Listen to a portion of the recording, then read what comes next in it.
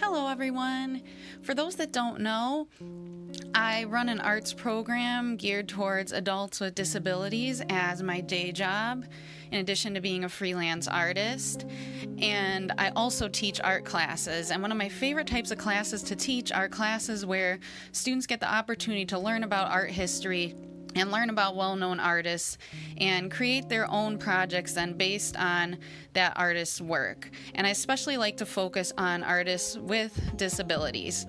So I wanted to share with you guys a project based on Louis Wain. He's an English illustrator from the late 1800s, early 1900s. And he became well known for his playful depictions of cats acting as people. Though he really struggled in his personal life, his professional life took off and his artworks became very popular. He was doing up to 600 designs per year in postcards, magazines. Unfortunately, he did not have a strong business sense. He was definitely 100% on the creative end of the spectrum, and this was something he really just did for his own joy, so he was often taken advantage of, and by the 1920s he was in complete poverty despite how much work he had been doing, and his mental health just started to deteriorate. We don't know if his mental health issue was something he always had that just manifested itself even more later in life, or if he had some sort of breakdown due to circumstances. Especially back then, they just weren't aware of a lot of things surrounding mental health. But what we do know is that he used creativity as a means for very important self-expression. And what people have found interesting looking at his work is the transitioning from the more realistic style to the more colorful, extreme, psychedelic, fragmented, geometric style as his own inside feelings changed, where his art really did affect what was going on internally, and you can visually see right in front of you the difference.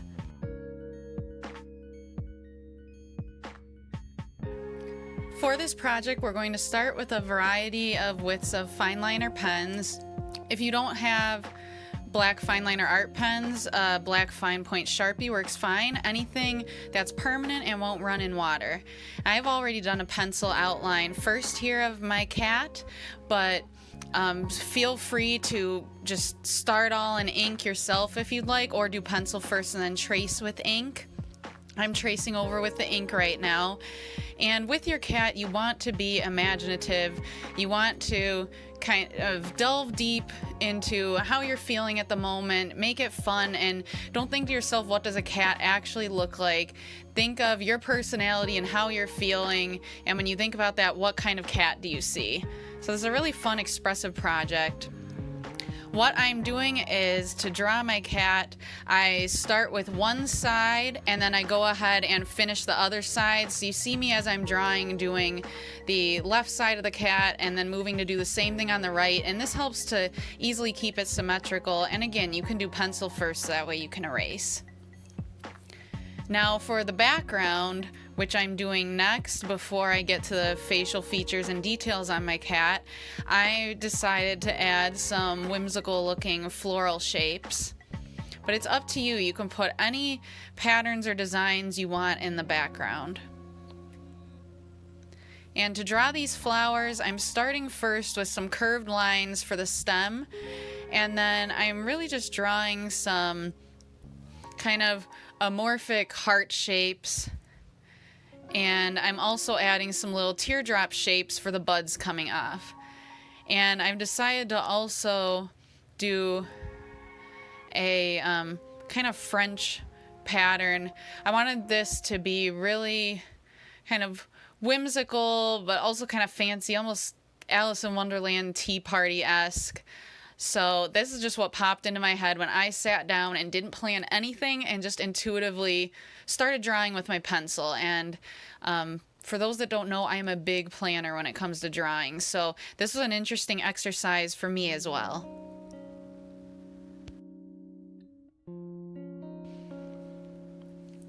Now, I was really struck by Louis Wain's cat illustration with the flowers for eyes. In my own artwork, I've done a lot of different things with playing with the eyes when I do portraits of people.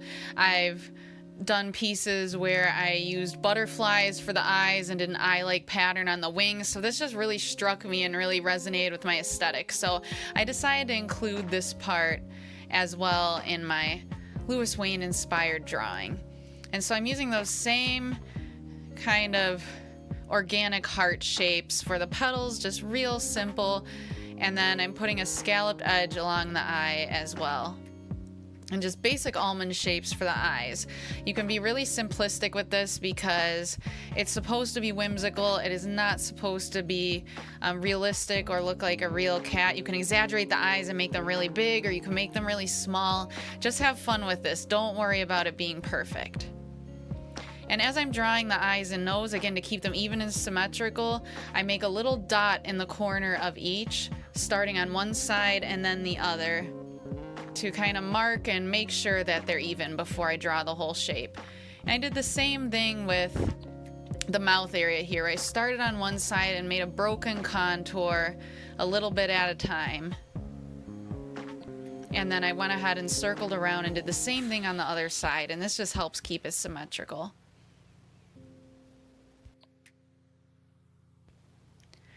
And now Louis Wain used a lot of pattern in his later cats, and so I wanted to add some pattern to mine as well. Again, you can make it as detailed or as simple as you want. It's going to end up looking really fun and cool either way. So I'm adding a little bit of the French pattern again, and then I'm choosing to do diamonds.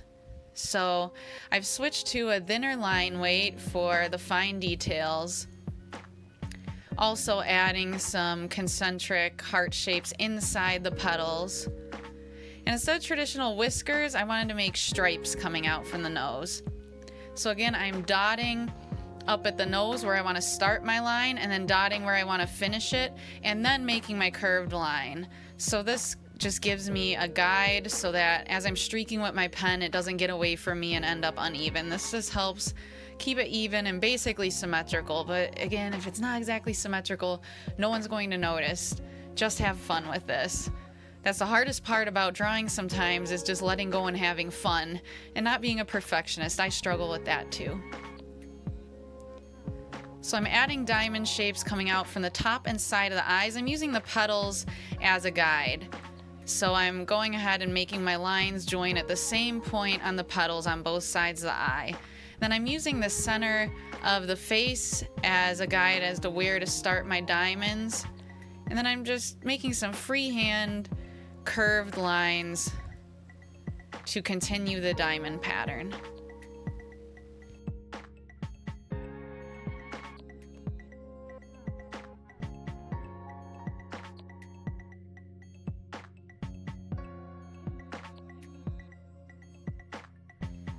And now we're going to go ahead and add color. I'm going to do this in ink wash, which means I'm using water-soluble markers. I use Tombow brush pens. Those are my favorite, but any watercolor marker or any brush pen that dissolves in water works fine. Even the Crayola Kids markers, they're washable. You won't get quite the same intensity as with these markers that I'm using, but it'll still get the job done if you just want to play around. So I'm doing the background first, and I do the background first because it's almost impossible to entirely stay in all your lines, but if you've done the background first, then anything that leaks its way into the main image, you'll be able to cover up later. So now I'm taking a medium-sized round brush, and I'm just putting a ton of water over these two colors of ink I've just laid down. And I'm going ahead and blending it. And I'm using a round brush because the fact that it comes to a point at the end is going to help me out as I try to go in between the different details we have to fill in the background. And every so often I'll need to re-wet my brush. And so I'm just going ahead and spreading that ink out everywhere, and you get a lot of interesting bleeding and veining and patterns by getting the ink really saturated, which is why I like to add a ton of water for the background and then just really let the ink do its thing and spontaneously bleed together.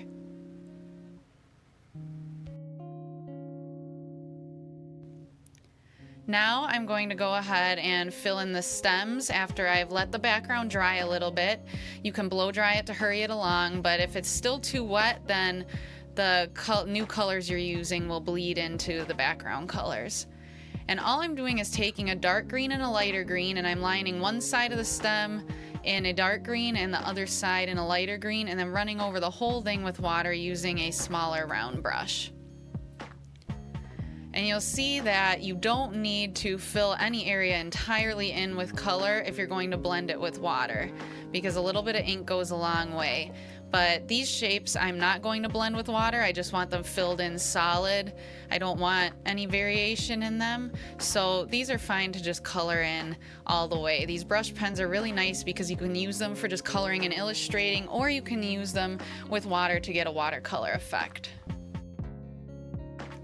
Now I'm adding to the flowers. So what I'm doing is adding this dark magenta color at the base, and then I'm coloring some orange at the edges and leaving white space in between for blending. And then I'm taking my smaller round brush and just starting with the dark magenta, I'm adding a little bit of water to bring that out. And then I'm going ahead and wetting the orange and bringing them together in the center. And when the wet magenta color meets the wet orange color in that center there, that's where they start to bleed and blend together and have a really nice effect. So I'm really just scribbling. As you can see, there's no particular shape I'm using. I'm just fanning out from the center of each flower with the magenta, and then just scribbling along the upper edge of each of the petals with the orange, and then just lightly blending it together with water. I'm just using a little bit of water on my brush, just damp really. I don't want to use as much as I did on the background. And if you end up with a little too much water on your brush, you can always just dab it off on a rag or paper towel.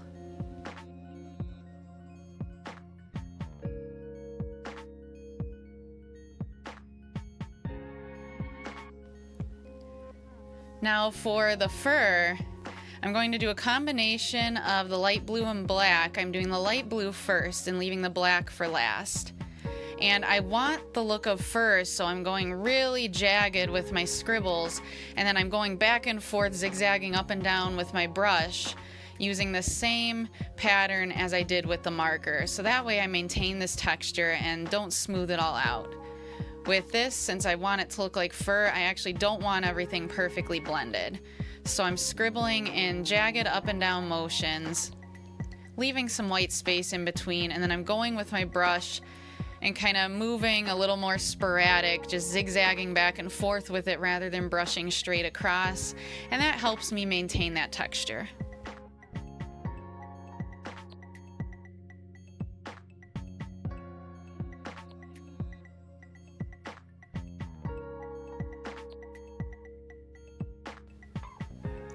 Now while that's drying, I'm going to go ahead and start filling in some of the features of the face.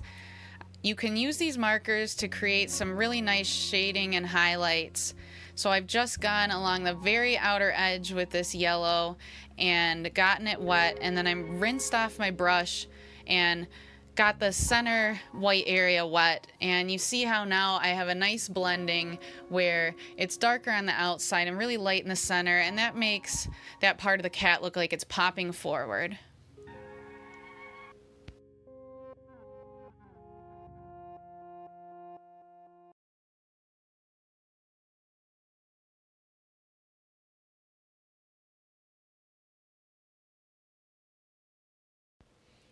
And now I'm going to do a really similar thing with the petals along the eyes, just in different colors. I've started with red for the scallops and then put some pink along the upper edge of the petal.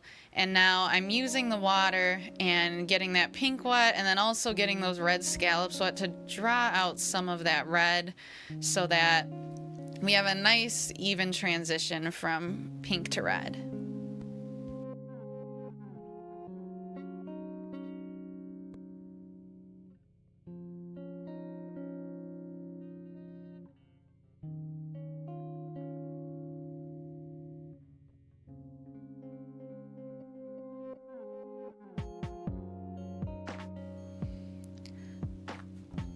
So this project is great for just being something expressive and relaxing and fun.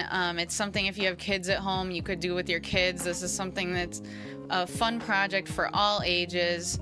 Celebrating an artist that really went through a lot but still maintained creativity and maintained their art practice as an anchor for what was a very difficult and unstable life. So that's the great thing about art, is that it really is that important anchor for a lot of people, no matter what they're going through.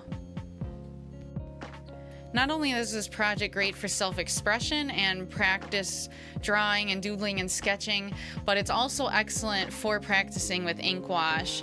You can really do the ink wash part almost like you're filling in a coloring book once you have your outlines. So if ink wash is something you're interested in and want to practice more and play around with, this is a really great way to do that in a way that is low pressure. You're not trying to copy from a photo or anything. You can just have fun and experiment with colors and practice blending different shades and tones and hues together and see what happens. You can really just experiment. And now last, I'm going to go ahead and do the black. I always do black last because it can be really overpowering, and if you touch the black even after it's dried with a wet brush, it can just kind of seep into everything. So dark colors like black, it's always best to do last if you can. And so same thing for these diamonds. I'm just going up and down in a really jagged zigzag scribbling motion, and then I'm using that same motion with my brush. So I'm not trying to flatten out the black all even, and I'm even using the tip of my brush to make some zigzag uneven edges, and this makes it look like fur.